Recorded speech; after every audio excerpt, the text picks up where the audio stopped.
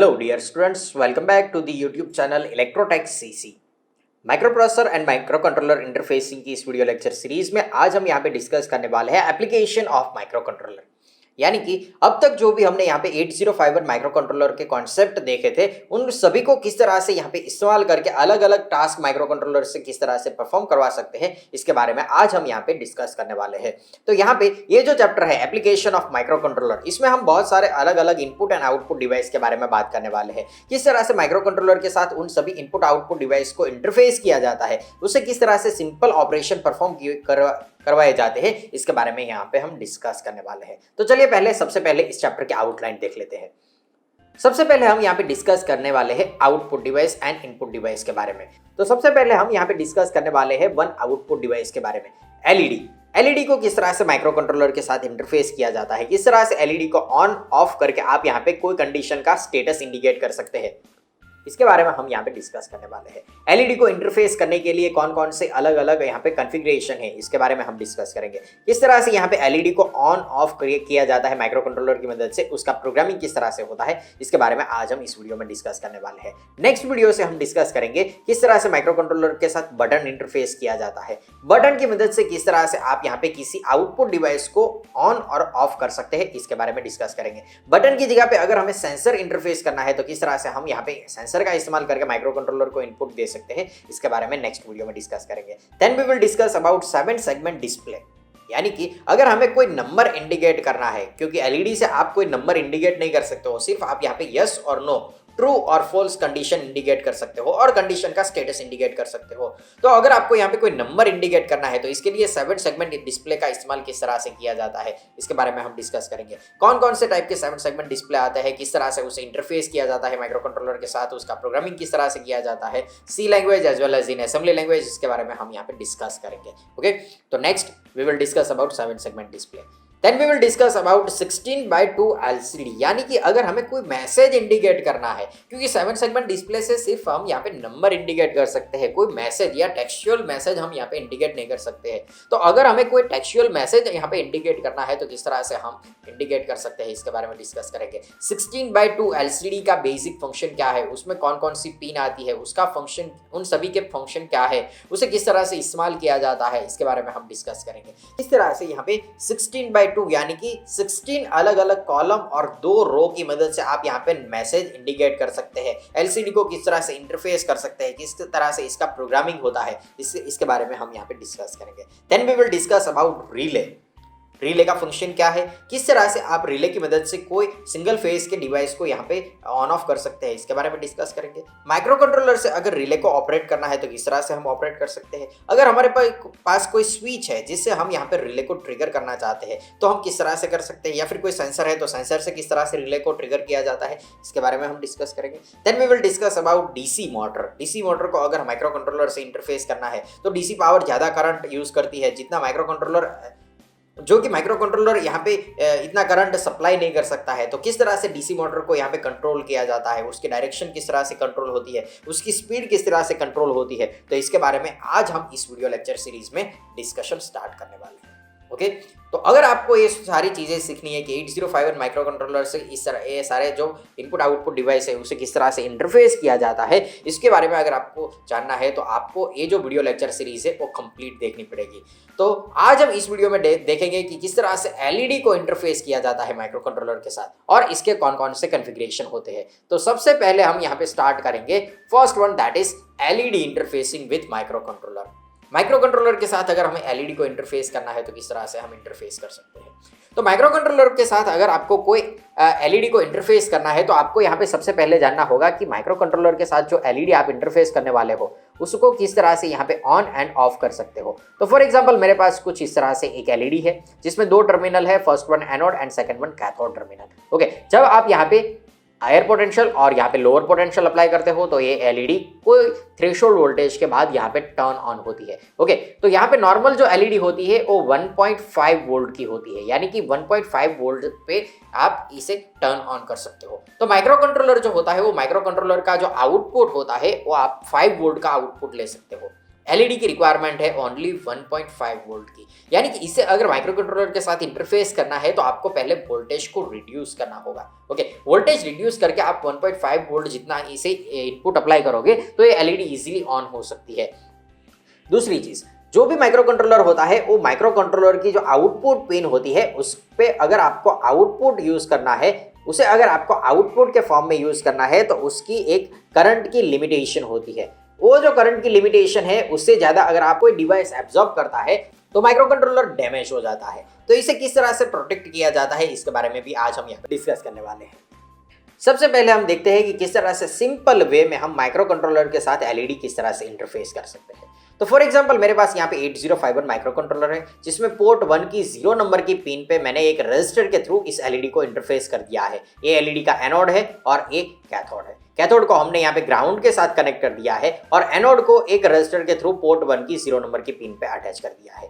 यानी कि अगर हमें इस एलईडी को ऑन करना है तो हमें यहाँ पे एक्टिव हाई पल्स सेंड करना होगा। जब हम यहाँ पे एक्टिव हाई पल्स सेंड करेंगे तो इस रजिस्टर के थ्रू इस एलईडी को पावर मिलेगा और ये जो एलईडी है वो ग्राउंड के साथ ऑलरेडी कनेक्टेड है तो ये एलईडी ऑन होगी। ओके, तो इस तरह से यहाँ पे सिंपल सा एक कॉन्फ़िगरेशन बना के आप माइक्रो कंट्रोलर के साथ एलईडी को इंटरफेस कर सकते हो।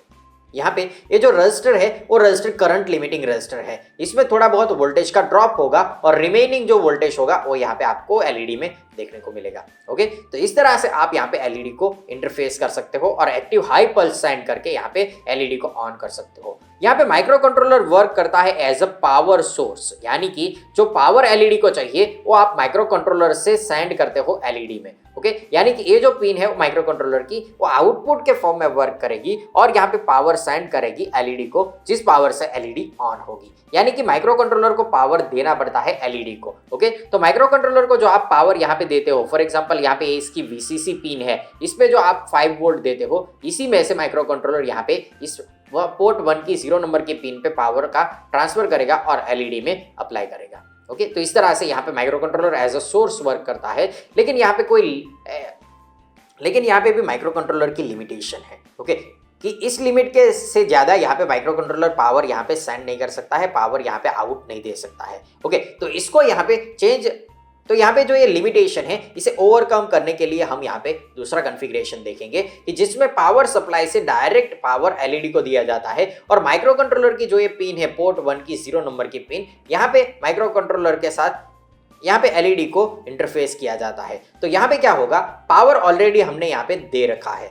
जब भी यहाँ पे माइक्रो कंट्रोलर की पोर्ट 1 की 0 नंबर की पिन पे हम एक्टिव लो पल्स सेंड करेंगे तो यहाँ पे ऑटोमेटिक पोटेंशियल का डिफरेंस बनेगा। ओके, क्योंकि यहाँ पे पोर्ट 1 की 0 नंबर की पिन को हम एक्टिव हाई मोड में यूज करेंगे। ओके, जब भी यहाँ पे एक्टिव लो हम सेंड करेंगे तो ऑटोमेटिक यहाँ पे पोटेंशियल डिफरेंस क्रिएट होगा और उस पोटेंशियल डिफरेंस पे हमारी एलईडी है वो ऑन होगी। ओके, तो इस तरह से यहाँ पे आप माइक्रो कंट्रोलर को एज अ सिंक यूज कर सकते हो, जिसमें पावर की जो रिक्वायरमेंट थी वो अभी यहाँ से मिलेगी। डायरेक्टली हमने एक रजिस्टर के थ्रू एलईडी को पावर दे रखा है और जब हम माइक्रो कंट्रोलर में एक्टिव लो पल्स सेंड करेंगे तो पोटेंशियल का डिफरेंस क्रिएट होगा जिससे ये एलईडी ऑन होगी।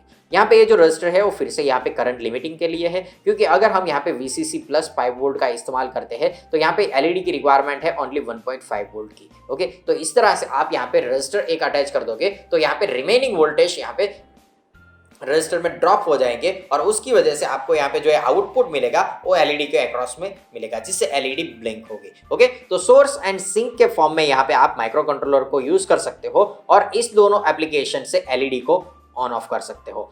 तो इस तरह से आप माइक्रो कंट्रोलर के साथ एलईडी को इंटरफेस कर सकते हो। और अगर यहाँ पे आप सोर्स मोड में देखोगे तो सोर्स मोड में माइक्रो कंट्रोलर को यहाँ पे पावर देना पड़ता है एलईडी को, जिससे माइक्रो कंट्रोलर में ओवरलोडिंग इफेक्ट आती है। जबकि यहाँ पे सिंक मोड में आप देखोगे तो सिंक मोड में पावर सप्लाई ऑलरेडी हमने डिवाइस को दे रखा है और यहाँ पे माइक्रो कंट्रोलर सिर्फ एक्टिव लो पल्स देगा, तब आपकी जो एलईडी है वो एलईडी टर्न ऑन होती है। अगर यहाँ पे एलईडी के रेटिंग ज्यादा है तो माइक्रो कंट्रोलर के साथ आप डायरेक्टली उससे इंटरफेस नहीं कर सकते हो। इसके लिए यहाँ पे थर्ड वन कॉन्फ़िगरेशन है जिसमें एक ट्रांजिस्टर का इस्तेमाल होता है।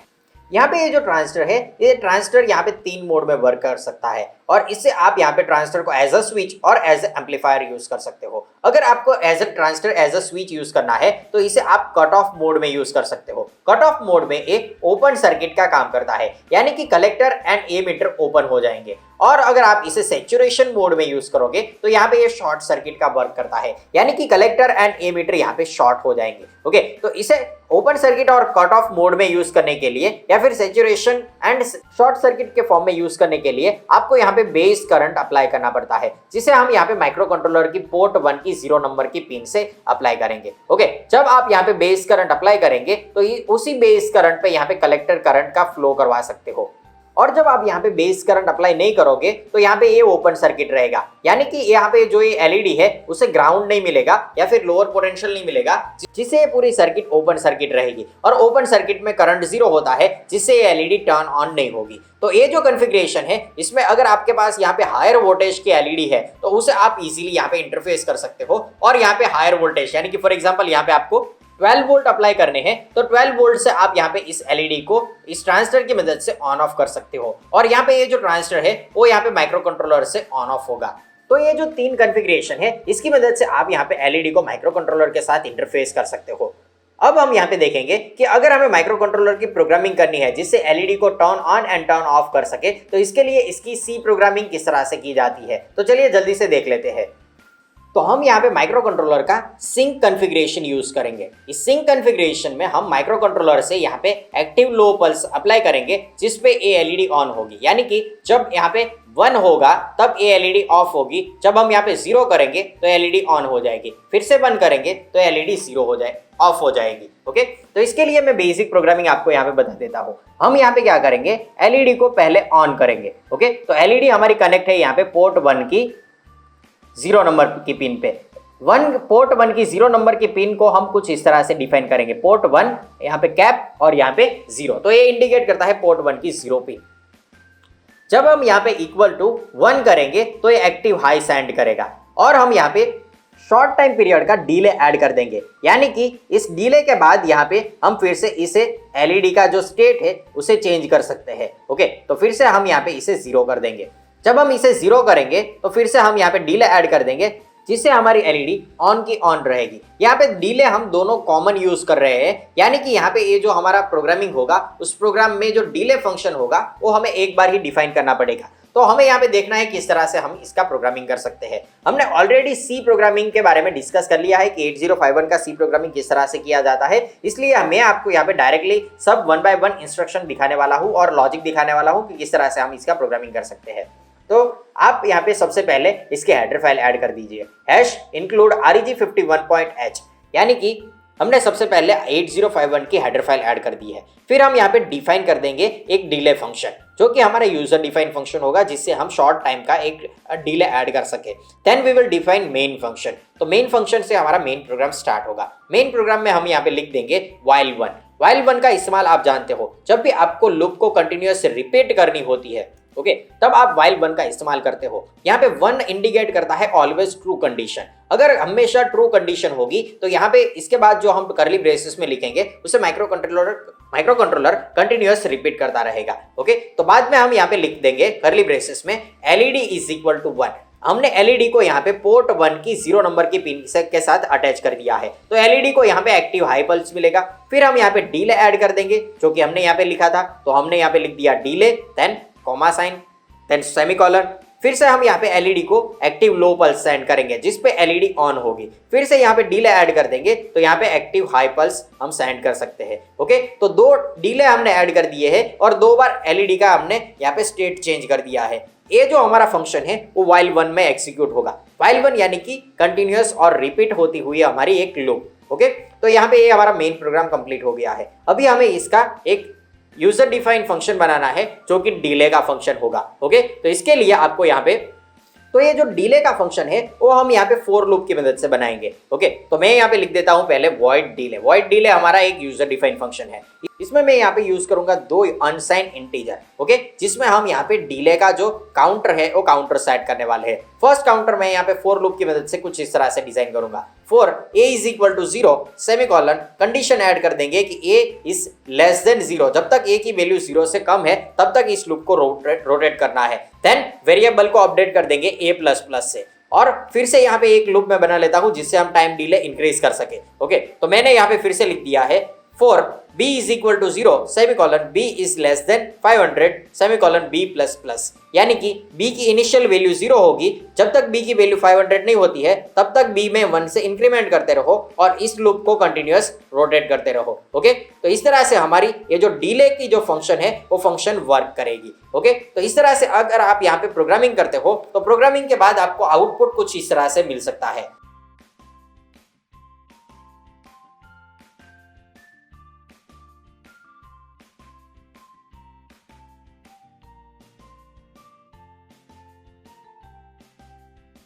तो आशा करता हूं कि आज के वीडियो में मैंने जो भी डिस्कस किया है कि किस तरह से माइक्रो कंट्रोलर के साथ एलईडी को इंटरफेस किया जाता है, इसके बारे में आपको पता चल गया होगा। नेक्स्ट वीडियो में हम देखेंगे कि किस तरह से माइक्रो कंट्रोलर के साथ बटन को इंटरफेस किया जाता है। तो मिलेंगे नेक्स्ट वीडियो में। Thank you very much.